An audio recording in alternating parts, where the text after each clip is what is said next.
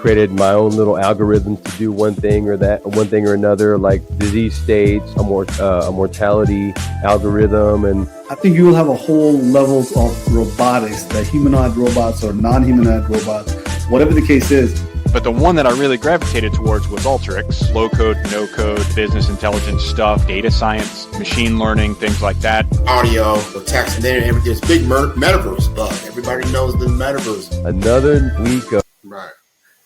Well, and understanding what the biases are in anything that you use, right?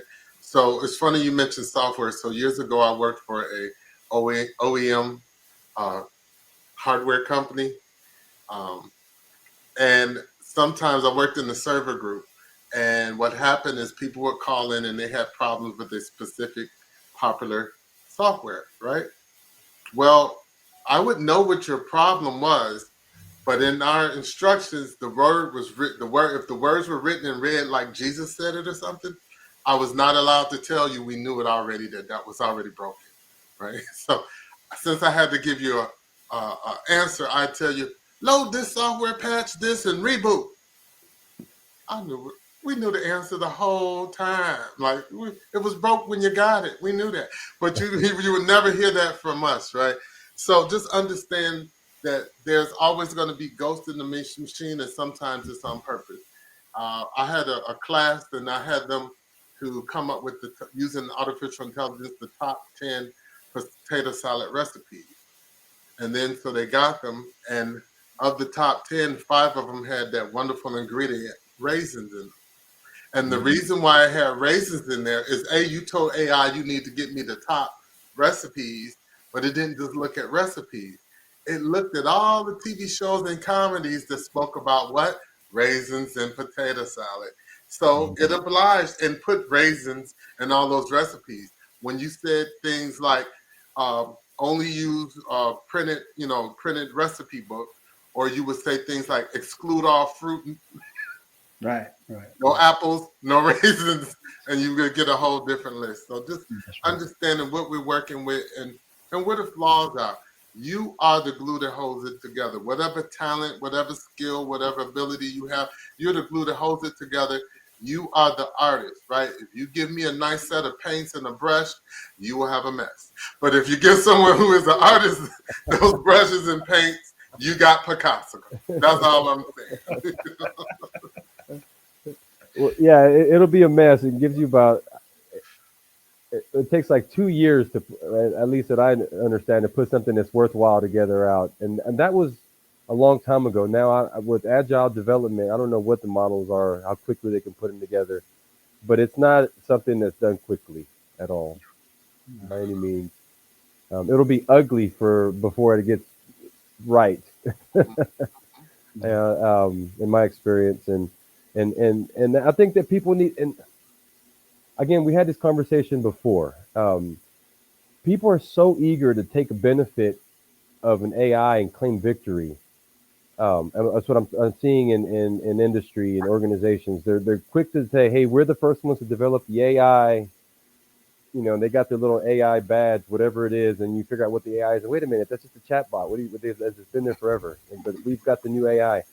Or I think that there needs to be more time spent growing things so they understand it better. And if the true benefits of learning come with hard lessons or lessons learned hard. Yeah. And I think that I think we don't take enough time to do that. I think we're trying to jump to AI as quickly as we can. And I'm still seeing that now. It's just like we can save time, development cycles. Let's just go with the big dog and we'll put it out there and we'll just see what happens. Lucky, I want you to talk about, you just mentioned something a few phrases ago with regard to right. What is right? What is wrong? I mean, that's something that you need to speak to because depends on the stakeholder, right? Like, who are you working for? What's the goal? Because that whole idea of getting something right and or wrong, I believe that that paralyzes people with fear. And so they want to stay where they are instead of creating change. So I want you to touch on what is right. What is right What is considered right in the world of AI? No, you bring up a good. After I had the conversation with the individuals, I was reflected on it, and I was like, well, you know what? They're absolutely right. There may be situations, there may be instances where AI will just it'll fit in like a good puzzle piece, and it fits right in, and I thought about it. I was like, well, if I thought about security, boom, I know right off the top, I know that I can fit AI because all it is new data vectors analyzing statistical data in a certain way where we get stuff that we didn't see before, and that's easy. But then we look at it and they say, okay, if they try to develop a whole new model for, maybe analyzing patient data, or that's going to take a little bit longer to do. Um, um, not as quick, to get to those points. So I thought about it. I was like, when is it the right one? So my thing is, I just really believe that if you're going to put together a large language model in house, if you're going to take the effort to do it, if you, I had an old guy tell me once, if you have the time to do something once and do it right, you have the time to make a mistake and have to do it again twice. You really don't have that time. So you really have to take the time to do it right the first time. And so I think that when it comes to large language models, maybe you need to take and develop one in house. If you have the people to, again, you have to have the right people to maybe try to take the time to learn and develop something in house, depending on the need, though. And again, it depends on the need. And you're right. What that is you have to have people that can say, okay, we don't just want it because it's cool, it sounds cool, but do we have the right data set to support something like this? And it takes time to analyze that. So it's not an easy answer to what you're saying. What is right, what is wrong. Right.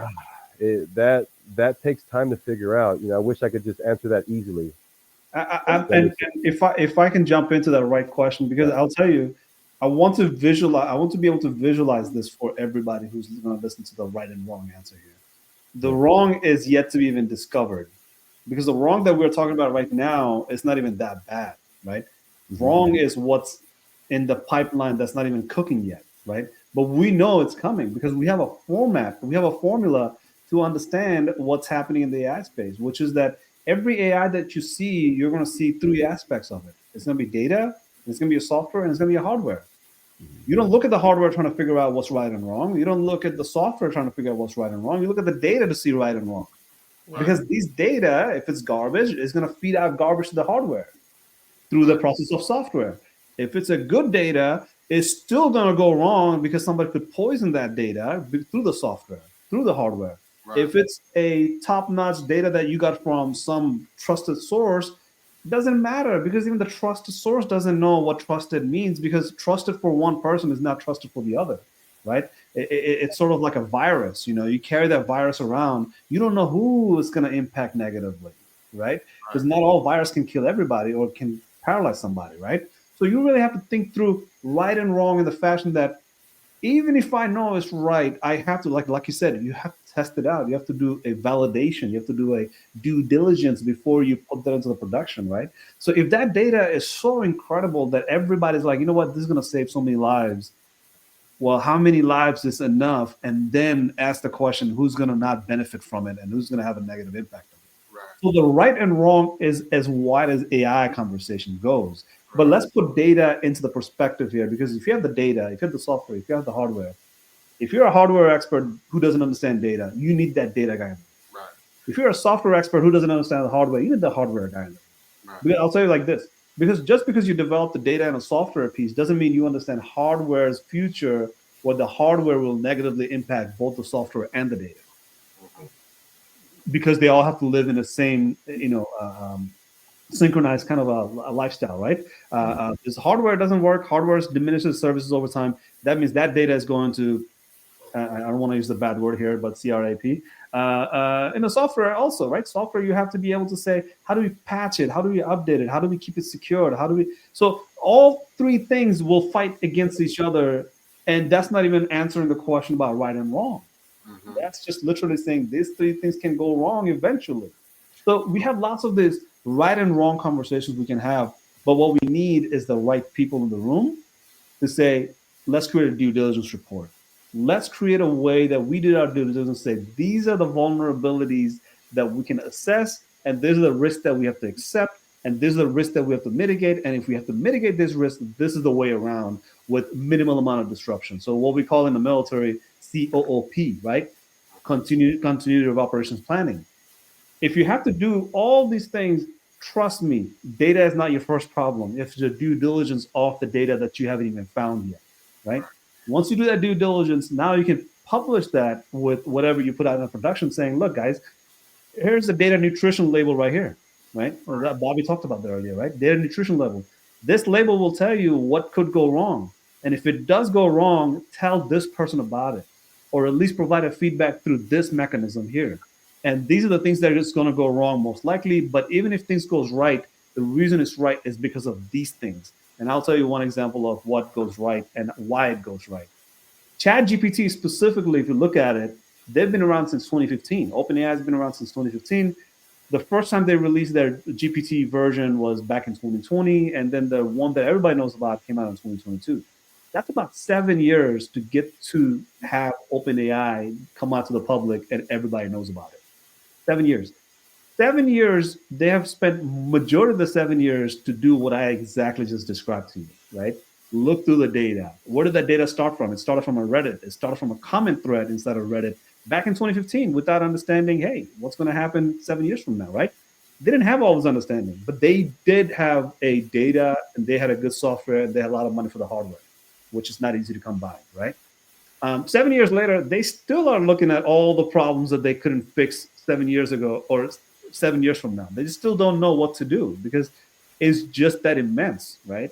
But the popularity of it, the need for it, the way it solves many things, people are like, you know what, we'll fix it over time. But these are the things that are going wrong anyway. We know it. It's happening. There's lawsuits.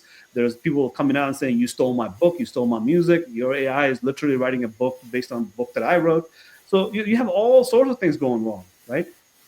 Do we not know about these things? Because we know who scraped the internet. We know who scraped the internet to teach that large language model how to build a chat GPT. So where I'm going with all of this is that, yes, there's right and wrong, but you have to do a few things correct at minimum. But you can never get everything right, and you can never go that wrong, right? As long as you can address what's going wrong and so on and so forth. Well, how much right do you need is also the question, right? Yeah. Data centers take up a lot of energy and resources, and everything does not need the latest and greatest. Everything does not need 1 million tokens to work. So, for example, is if you got something controlling a car, that's important. That's very important, right? But the question is, if you put a stop, if these things happen, stop, else whatever your logic is, right? Mm-hmm. Versus, so let's say I can get 5.9 reliability from that system. Is that good enough? If it's medical, do I need 7 nines? Do I need 8 nines? How much reliability do I need? So in other words, you know, what they say, don't bring a knife to a gunfight. I'm just saying, what is the right tools? Yeah. I did a analysis of artificial intelligence in defense. And at the time, which was a couple of years ago, they was like, what is this? And I said, well, you have to understand, we're talking artificial intelligence. I need to lay out the battlefield, I need to define all artificial intelligence. So some of the equipment on an aircraft works based upon how high the aircraft is, right?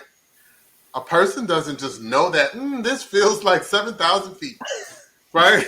But due to barometric pressure and other stuff, then we get data back. That is artificial intelligence.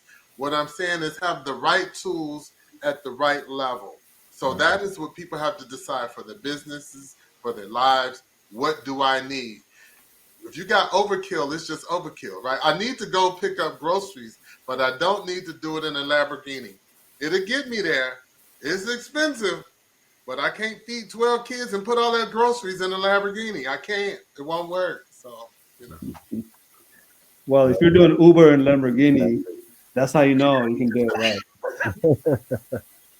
No, it's well said. And that's the there's a great benefit to it now.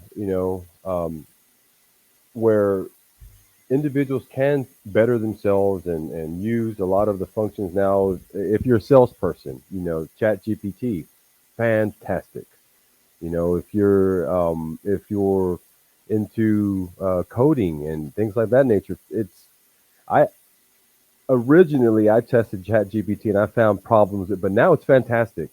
Now people can actually live off of it, use it, and there's a dying breed of originality there. We won't go there, but there's a lot of benefits there that you can take advantage that are have grown just leaps and bounds over the past 2 years. That I know before I was now I'm like, this is fantastic, and these things can help people right now. Hmm. Um, Hate to say it, if I was in college, I'd be using it. That's just the truth. Hey, the chat. Can you make me something original, please? Because everyone in class is using the same. They're probably asking you the same thing, but can you make it original for this one moment? Yeah. But I've seen where kids in college are using it, and they had all the same output. Yeah. She phrases, the focus of the paper, and they copy and paste, and then Chat GPT, and they got 10 students all with or 20 of them all with the same output. Again, that lets again, it's not alive, it's just an algorithm. It's just going to give you the same thing, data bit, what you put in, you receive. But I would be using it still. I mean, all right, I can put in a couple of words and what everybody else did. Look, Lucky's a little bit different, but I would take advantage of it. There's a lot of great things that you can learn from. Sometimes I'll be honest, I get writer's block. Remember that? Remember writer's block? Doesn't exist anymore. Nope. Yeah, Nope. It's not. writer's block Doesn't exist. GPT. Boom. You get Nope. hit in the face. Well, everyone's generating all these documents, right? Mhm. And I know where the documents came from. So I'm like, I asked my boss the other day, did you think I was going to read all this? She put 10 different things she ran through GPT. These are the things I want you. I was like, no, NIST has the standard. I will execute our checklist based upon this. I didn't need Chat GPT for this. Right? Yeah. She's like, why you say that? I said, oh, please. And she started laughing, right? So to produce work, just to say we produce work. I myself, I'm working like when I teach a class, I moved away from true false or fill in the blank. I moved to a scenario based Yeah. because to me, knowledge transfer is I'm not trying to stump the chump. Everybody's always cheated. I want to know the stuff that we went over. Can you use that on your own accord in the real world, right? Yeah. I know I was a cheater when I was coding back in the day. When I first started, we were doing punch cards. So you would do one job that was an assignment. I would do another one. Then we take the cards and put them in the thing and duplicate the whole stack of cards and change the name. And there you go. Voila. Because the outputs were the same. So cheating has always been. The real question is, what is the core knowledge? Do you understand why this works? Right? Do you understand why this code works?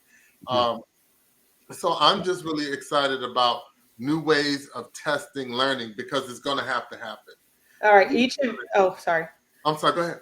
Out of the three of you, you have more than half a half of, you got 50 years of technology. Look, you guys have more than 30 years of technology under your boat, your belts collectively. I want each of you to give the parent that is listening your top three things of their best next steps. If they have no data, no AI, they're just let's imagine the scenario is they're newly divorced, they have been a house manager raising kids. I want each of you to give them your top three things of what you would recommend them to do if they would come and sit with you for a conversation. Mhm. To Who be first? realistic, I go first. yeah, go ahead. Yep. Well, okay. I don't have the answers, but And if that's I either would a mom or a dad. That's a mom or a dad. okay, well, so if I would just take off the hats and say, okay, you know what, where do I start? Where can I begin? Um, the it would have to start off with, okay, what do you like to do? Okay, because like say if I was a musician or an artist, I'd take them down a different road, generative AI based. Say, okay, look, but if if I was just trying to, the first thing I would do is I would have to develop a resume. And you know what? That's the toughest thing to do, is to develop a resume and say who you are. And just I'll put myself out there. Recently it's been difficult in the line of field that I'm at. I'm not going to say where I'm at or where I work, but it's been really tough for all of us that work in a certain area of technology supporting a certain area of let's say government. Let's just leave it at that. Okay. And the thing is, a lot of us are left not knowing, okay, are we gonna lose our jobs? Or so now we're all in the same boat. We're at the end, we don't know what's ahead of us, but we have to prepare. So how do we do that? The first thing is a resume. How do you promote yourself out there? And that's what I say is the hardest thing to do. Because even though I know who I am, I know that I could talk all day and maybe I can get a job. But the reality is my resume, when I passed it on to people, they laughed. They laughed. They're like, what is this? And I said, it's my resume. I made it in Word. And they're like, this thing is horrible. And I was like, no, that's my life. How is that? And it kind of, it hurt a little bit. But the reality is, you can take your resume, or if you don't know who you are, start to put down words, make your resume, and then let Chat GPT or but there's ways of being able to use AI to define who you are and make a resume. I think that's the first thing you want to do. You want to make yourself marketable. You want to know who you are, and that's the first one where AI just steps right in and hits a home run, because I know that um, my resume was okay, and then my and I won't say who, but they stepped up and they took my resume and ran it through and they gave it back to me, and I said, "Wow, I like it," but I that's the first place I would start is resume, and then from there you start to step and identify areas of where you can work. And being a single parent, I know that I love to teach. That's my other than what I do technology wise, I love to teach. And so find out areas that really that make you, that drive you, that are easily for e- something that draws your attention, like hobbies, and try to make that something that you do in life, because at the end we do what we love if we're lucky. And so if you do what you love, you can also make money at it. Maybe use Chat GPT, or figure out ways of using. I keep going to Chat GPT because right now that's one of the areas I think that is strong. So I would use that. One is build your resume. The other two, find out things that you love to do and see if you can take advantage of an AI, not just ChatGPT, but AI. Songwriting, music, art. Um, you can use different models, but you get your resume right, and that's the hard thing to do, I think. And I'll stop there. Okay. Thank Yeah, you. if I can pick up off of Lucky's everything Lucky just said, so that's something that you have to do. But if you look at some of these, so let's use data, right? This is data for our lives, right? The ontology of who we are. If you live for 60 years, you sleep for 20 years out of that, correct? And if you live for 60 years, you work for 20 years, and then you do everything else after that 20 years. So, if you work for 20 years, you sleep for 20 years. Let's talk about that last 20 years of all the other things: cooking, raising a kid, taking care of ourselves, writing a book, writing a whatever the case is. We have so many things that we have to do in that 20 years after we dedicate 8 hours in our lives to somebody else to work for them, whatever the case is. So that 20 years, if you reflect on that, and how long does it take me to cook? Can I cook with ChatGPT? Absolutely, you can. Can I put my camera on the fridge and say, everything in this camera that I just showed you, tell me how to cook something with it? And tell me how to cook it for a 5-year-old. And tell me how to cook it without pepperoni, because my son, for some reason, just doesn't like pepperoni. All right. So there's no chicken. What do? Well, there's cheese on that corner. Grab that cheese. Is it expired? No. Okay, let's cook with that, right? So the idea of, if I'm standing in front of my fridge for 5 minutes and asking myself, what am I going to cook? Well, take a picture of it. In 30 seconds, ChatGPT will tell you what you can cook because these are the things you have available.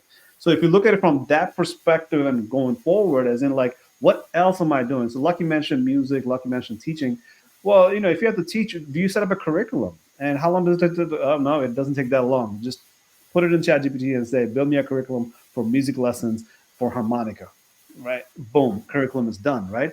So, so if you're thinking about like how to utilize AI for my daily life, like I said, 20 years of sleeping, how do you do sleep better for 20 years, right?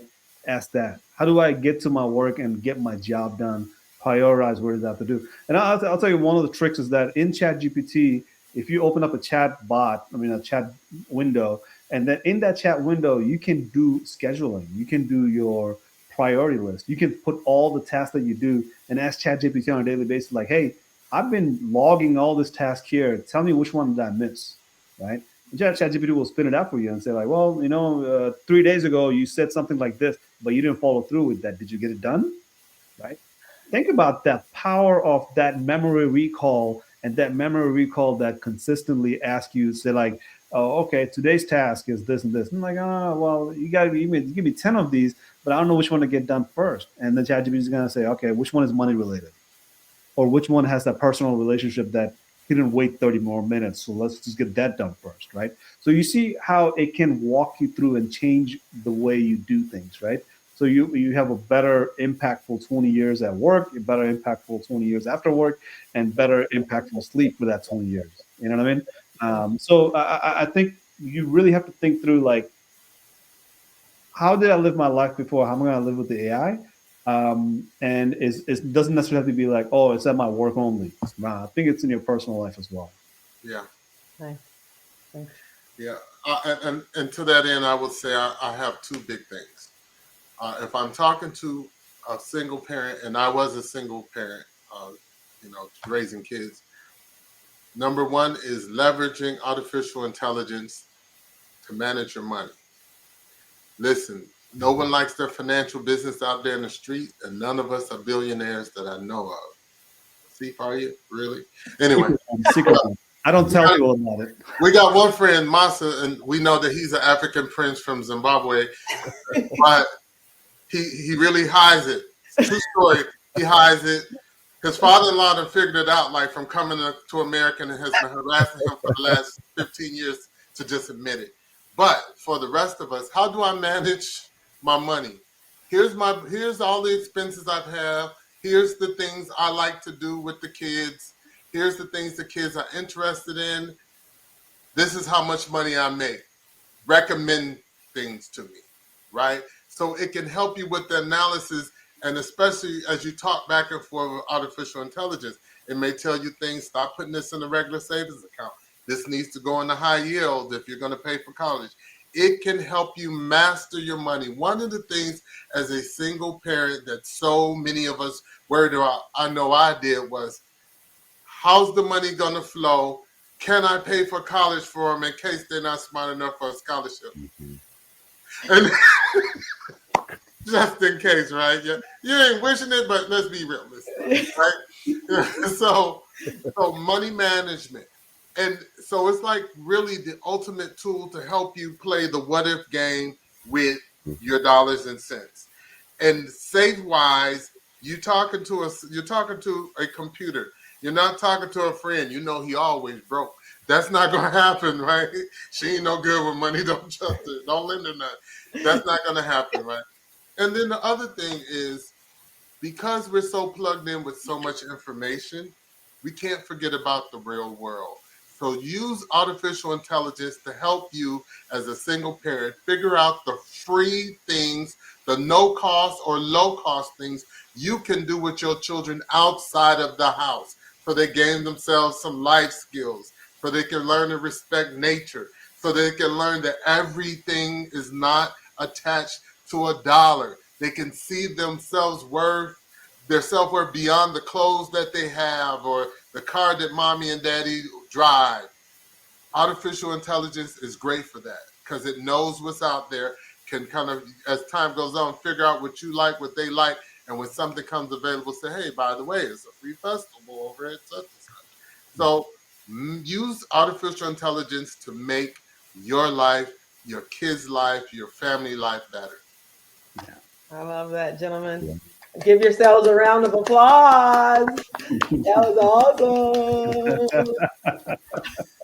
Great job.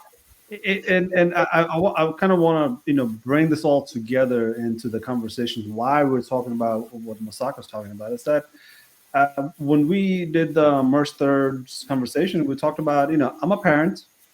What do I tell my kids about AI, right? And this one is labeled I'm a rock star. Teach me AI so I can lead my team. So lead my team implies that you have a team, right? You are leading. You are a leader because you are a mom. You are a dad. You have kids. You have cousins. You have family. You are the lead, not a team lead in a business to make money, but team leads to grow a community, people that will contribute into the processes, that process that will impact everybody's lives, right?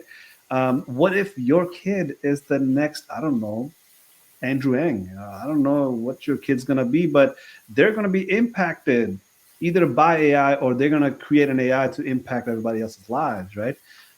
So we really have to think through the formulas and formats where we have to create those impressions in our kids' mind, right? Because if you think about it, AI will create this impression regardless of what you think about AI or you don't. Mm-hmm. But you have some control over what impressions they will get out of this AI is super important. Super important in the sense that these AIs are so trusting that the kids will say, yeah, that cannot be a wrong information. Whatever this AI is telling me, I'm just going to go with that, right? Yeah. We don't want to go down that rabbit hole. That's a bad example to set for your kid, because if he does it one time, he's going to have that impression over and over until something goes wrong, right? Now, if we have to use AI, and we have to be very careful with how we use AI, we really have to create a people, process, and technology, right? We have to know who the people are. Those are people in my team, people that are in my gang, people that are in my neighborhood. Really have to communicate with each other and have to understand that, like, hey, what process are you using? And we just did that. We just exemplified the fact that this is the process that I use it for. I stand in front of my fridge and I take a picture of my fridge. Never done that in my life, but that's part of the process now. New one. You're taking a picture of your fridge for no reason, right? So, but something comes out of it because the process has changed. Things are getting better. You have a little bit more time in your hand. Your brain power is not exhausted all day long from doing all these things that you've done it for the last 30, 40 years, right? So, as I'm going down this rabbit hole of people, process, and technology, really, if you're a person and you're going to work in AI, talk to other people, tell them what it is that you do. If you're going to be using AI, tell them why you're using those AI, because that's how we learn. Again, I want to go back to an early example. In social media space, we didn't have that. Right. We weren't able to peek into somebody else's social media behavior. We've seen it out in the public, don't get me wrong, but we didn't see what they were doing behind the keyboard. Right? How are they interacting with those information? What's happening in their life as they're interacting with this information? People went in many different directions. Some ended up doing something good, but some ended up doing something really bad. Yeah. And if you know what I'm talking about, kids are not aware of these things. Kids are not understanding social media, Instagram pictures, self-esteem. Things that they're seeing is not real. Behind the keyboard, in front of the keyboard is two different things. So really, we have to be able to say these things out loud and get comfortable with communicating. Because like I said, we have to get in front of the curve, not wait for the curve to happen. Yeah. Right. Absolutely. And I really like that you hit on that, the dark side of just anything. There's no substitute for you as a parent, right? It's a great job, but it's worth it. No, I'm just kidding. but seriously, there is no substitute for you, no matter what's going on. The times change, but danger is always out there, right? Or miscommunication is always out there. I mean, back in my day, one of my sons told the teacher that, it's nothing wrong with adopting, but he told the teacher he was adopted. I was his stepfather. His real father burned alive in a car crash, so he shouldn't call me when he gets a bad grade. So the poor guy was not called. I came up to the school and the teacher acted like he didn't want to talk to me because this kid had told him I was dead. He killed me. It happened, right? Now I was talking to the grandkids on FaceTime, and I caught his son saying, "Alexa, who's my real daddy?" So I'm just saying, you know, so, kids are still going to be kids, right? So, you know, so no matter how great technology is, remember that the most valuable tool that any child has is us as parents, grandparents, the village, the community. Mm-hmm. And oftentimes, going back to the title, I'm a rock star, teach me AI. Oftentimes when people are, they're leading a group on an idea, but they're not subject matter experts in AI, right? They feel intimidated because how am I going to relate this new thing that isn't so new to my team that look up to me, that see me as their leader, but I don't necessarily completely understand it. Right. Well, and then the thing is, there's nothing wrong. In fact, the adult learning model is joint discovery. The teacher is now really a facilitator, right? Or what we call a guide on the side.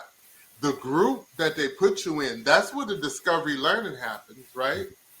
So, but we will still get up and insist upon an old model where we have to know everything. No, let's discover this together. Once we discover it, now let's validate it together. We've all learned together. And for adults, that seems to be far more effective than memorizing, reciting, and learn, unlearn, and relearn. Yeah. Something that we have a hard time doing. But so we want to end the conversation here until the next time, where we will meet again, and we will discuss this even further. And it will get technical. It will be really uncomfortable. And we will talk about it from the perspective of, hey, if you're listening, we're trying to be thought provocative here, right? And we're trying to give you some food for thoughts. But we want to be able to say, you heard something today that you're going to take notes on and you're going to research it. And like Jennifer Lopez, J-Lo from the box. J-Lo from the box. AI, what is J-Lo from the box? No, correct it. Jenny from the block, right? You want to be able to get familiar with J-Lo from the block. No, that's Justin Timberlake in the box.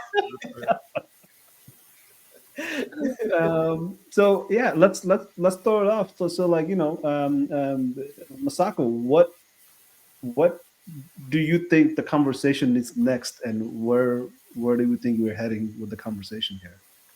I believe that we are heading to some best next steps. Our next conversation, I want some individuals, rock stars, parents, whatever individuals identify themselves as, to come to the broadcast with some solutions that they think they may have had, and then letting them reinforce that through our dialogue.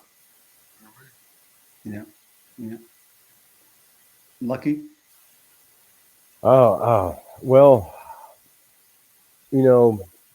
I'd like to see more.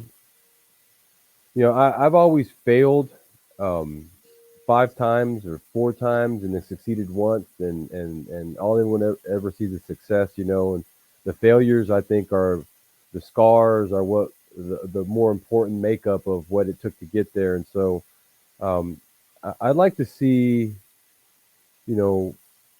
us bring more people on that are new to it. I love to teach, and so whenever we can do to mentor others, to bring people on, I don't want to talk over anyone. I'd like for people just to really learn, and the one or the 2 people that we heard that we help learn, or hey, if we turn on the light in that moment, that's exponential across these mics and across what we're providing here through the internet. So I'd like to be able to maybe bring some people on, and we have 2 hours. I know we can figure something out. In 2 hours, we can learn something new together. And so this is definitely a good platform. I like it. So thank you. Yeah, safe space. Remember, guys, Yeah. safe space. We each of us carry something throughout the day, right? Everyone has their own storyline that they're walking in. So, being that we're a safe space for them to be like, Yeah.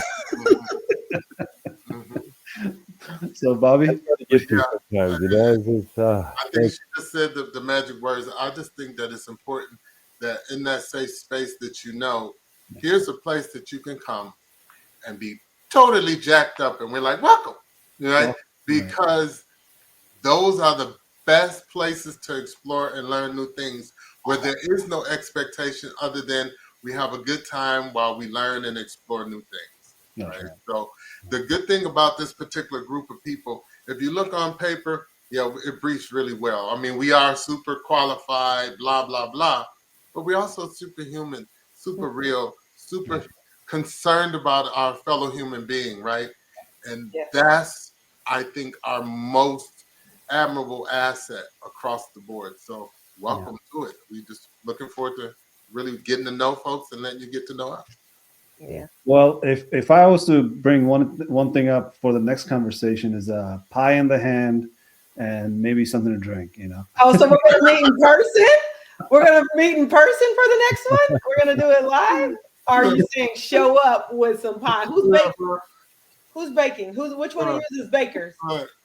Well, I'm gonna ask ChatGPT who's gonna bake and who's gonna bake it actually very well that we all can enjoy it, right? well, I have space for you guys to sit here. If we could all, Nice. Nice. For us to actually do it here.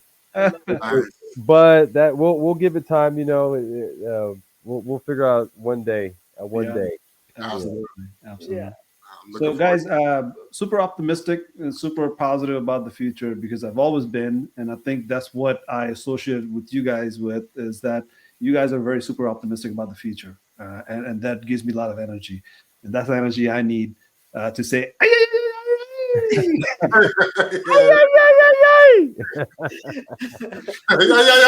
ay, ay." There you go. Hey, we finished strong. We finished strong. Thank you all. Have a good one. soon. All right, y'all be blessed and continue to be a blessing. Awesome. You as well. Thank you.